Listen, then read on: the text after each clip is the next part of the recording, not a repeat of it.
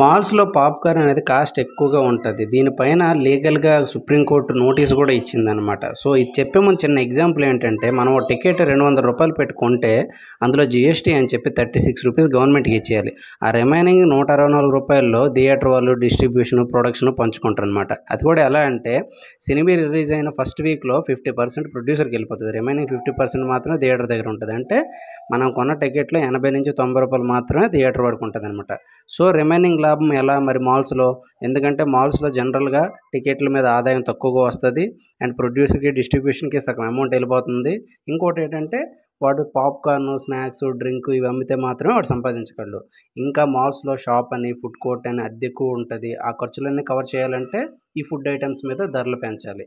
ఇంకా పాప్‌కార్న్ మనం ఇంటి దగ్గర నుంచి తీసుకురాకూడదని చెప్పి థియేటర్‌లోనే కొనాలని చెప్పి మోనోపాలీ గూడా వాళ్ళు పెడుతుంటారనమాట.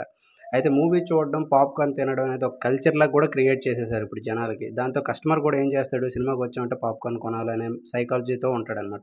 దానిలో ఇంకా పెద్ద టబ్బని, చిన్న టబ్బని, butter, cheese, flavour, cool package అని చెప్పి చాలా ఆఫర్‌లు పెడుతుంటారు. అందుకే ధరలు పెంచేస్తారనమాట.